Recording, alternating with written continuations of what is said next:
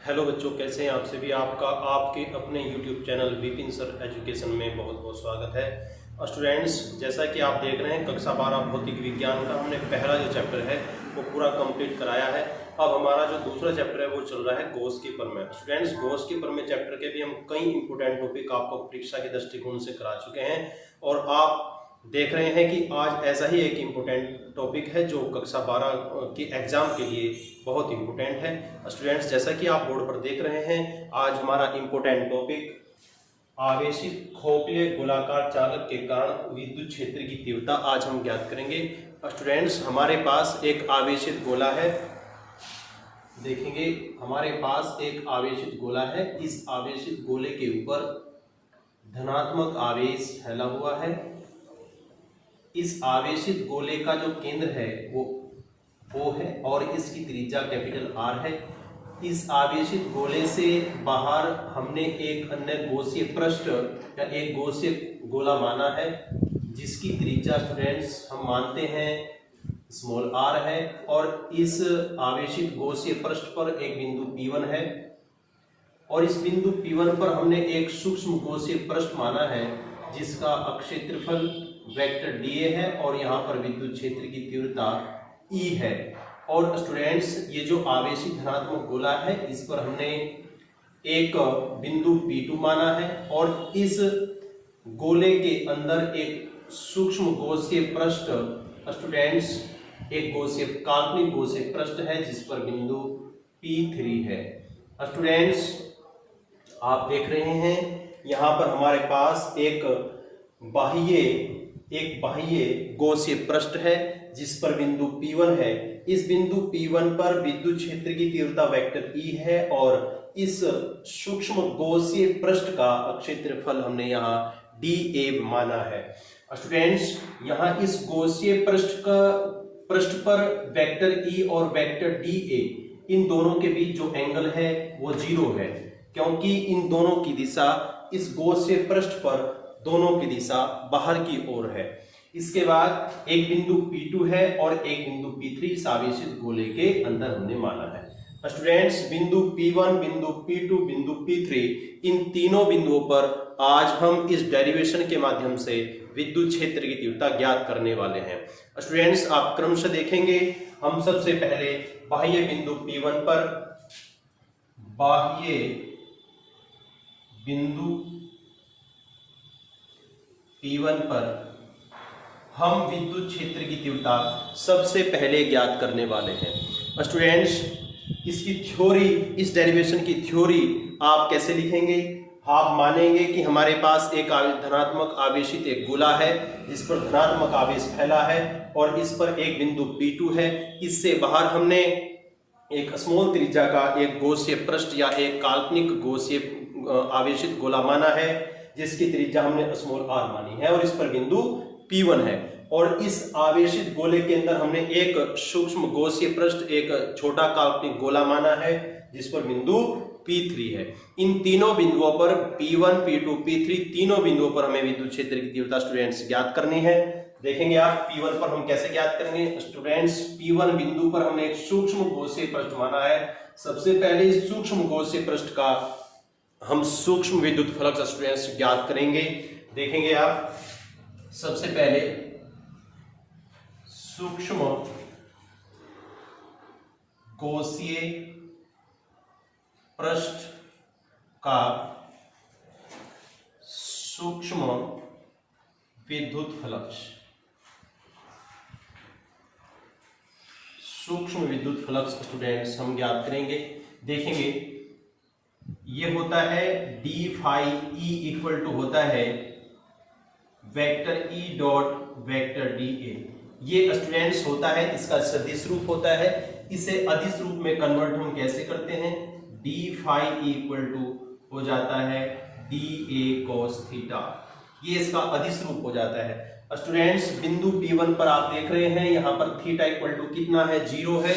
यहाँ हम theta equal to 0 यदि रखेंगे तो ये आ जाएगा d phi E equal to dA। cos 0 यहां रखेंगे तो cos 0 की वैल्यू यहां 1 हो जाती है। स्टूडेंट्स, देखेंगे आप तो सूक्ष्म इस छोटे से गॉसीय पृष्ठ से गुजरने वाला सूक्ष्म विद्युत फ्लक्स यहां से आ जाता है D phi E equal to E D A आ जाता है। अब हम इस संपूर्ण गॉसीय पृष्ठ से होकर जाने वाला कितना विद्युत फ्लक्स होगा वो ज्ञात करेंगे। संपूर्ण गॉसीय पृष्ठ से गुजरने वाला विद्युत फ्लक्स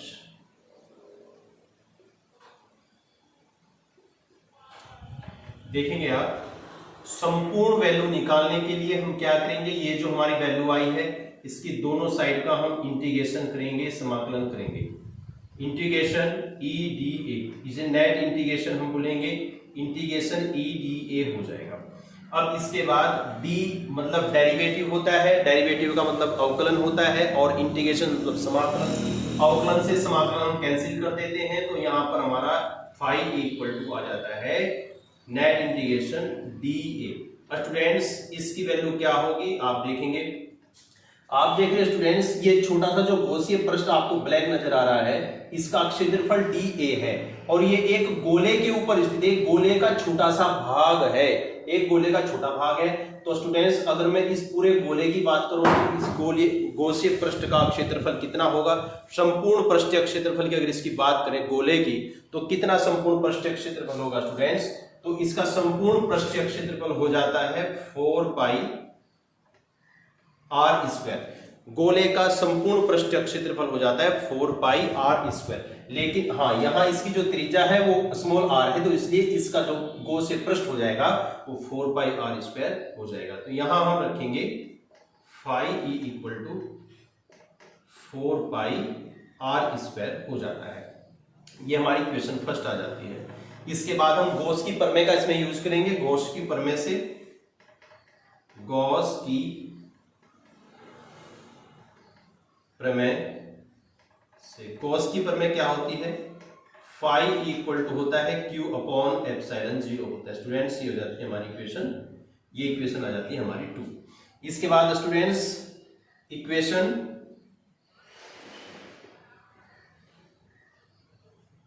फर्स्ट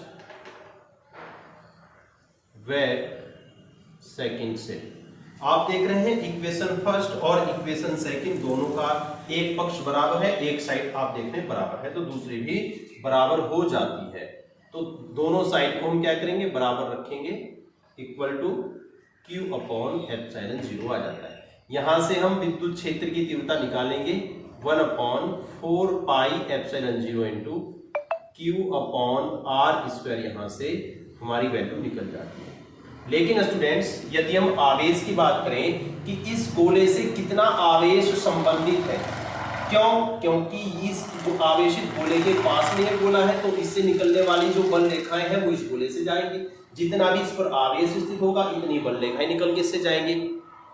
तो इसलिए ये जो गोला है वो इसी आवेशित पृष्ठ से संबंधित है, तो इससे भी इतना ही आवेश गुजरेगा जितना इस पर उपस्थित होगा। तो इस पर कितना आवेश होगा आपको पता है, आवेश पृष्ठ घनत्व सिग्मा हमने आपको पढ़ाया है। सिग्मा इक्वल टू कितना होता है, सिग्मा बराबर होता है बच्चों क्यू अपॉन ए। कितना होता है, क्यू अपॉन ए होता है। यहां से जब हम इस आवेश की वैल्यू निकालते हैं तो यहां से वैल्यू आ जाती है सिग्मा ए। कितनी आ जाती है, सिग्मा ए। और इस गोले का पृष्ठीय क्षेत्रफल हमें पता है कितना होता है, 4 पाई आर स्क्वायर। तो टोटल आवेश अगर हम यहां से निकालें तो कितना हो जाएगा, मल्टीप्लाई 4 पाई आर स्क्वायर हो जाएगा कि इस गोले पर कितना आवेश स्थित है। ये पूरी वैल्यू हम यहां डालेंगे क्यू की जगह, तो यहां से हमारी वैल्यू निकल जाती है 1 अपॉन 4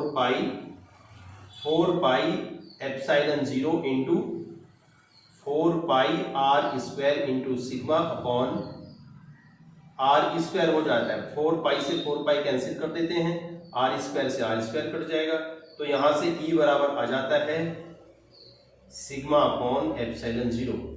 ये वैल्यू हमारी यहां से बच्चों निकल जाती है। बिंदु P1 पर विद्युत क्षेत्र की तीव्रता हमने ज्ञात की है, E बराबर सिग्मा अपॉन एप्सिलॉन 0 हमने ज्ञात की है। स्टूडेंट्स अब हम करेंगे क्या, इस आवेशित पृष्ठ पर कितना, कौन सा बिंदु स्थित है, P2 है। इस बिंदु P2 पर भी हम इसी तरह विद्युत क्षेत्र की तीव्रता ज्ञात करते हैं। आपको पता है इसकी त्रिज्या कितनी है, कैपिटल R है। तो ये जो हमने डेरिवेशन निकाला है, ये जो वैल्यू हमने निकाली है, ये वही विद्युत क्षेत्र की तीव्रता निकाली है जो इस आवेश के कारण उत्पन्न हुई है। तो इस वाले गोले पर भी उतनी विद्युत क्षेत्र की तीव्रता होगी जितनी इस पर होगी, क्योंकि ये आवेश, ये जो गोला है वो इसी आवेश से संबंधित है। तो इसलिए हम क्या करेंगे, E बराबर 1/4 पाई, यहां हम लिखेंगे बच्चों बिंदु P2 पर E बराबर 1/4 पाई एप्सिलॉन 0 इंटू Q अपॉन, यहां त्रिज्या कितनी है, कैपिटल R, तो यहां हम क्या रखेंगे, कैपिटल R रखेंगे।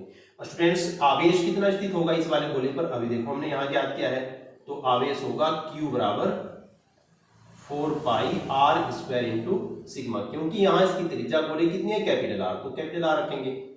E बराबर हो जाएगा 1/4 पाई एप्सिलॉन 0 4 पाई R square into sigma upon R square हो जाएगा। R स्क्वायर से R स्क्वायर, 4 पाई से 4 पाई कैंसिल हो जाता है, यहां से वैल्यू निकल जाती है सिग्मा अपॉन एप्सिलॉन 0। बच्चों आपने देखा है कि बिंदु P1 पर भी विद्युत क्षेत्र की तीव्रता कितनी आई है, सिग्मा अपॉन एप्सिलॉन 0 आई है। बिंदु P2 पर भी कितनी आई है, सिग्मा अपॉन एप्सिलॉन 0 विद्युत क्षेत्र की तीव्रता यहां पर निकली है। क्यों निकली है, क्योंकि इन दोनों गोलों पर आवेश की मात्रा समान है। स्टूडेंट्स यदि अब हम बात करें बिंदु P3 पर, बिंदु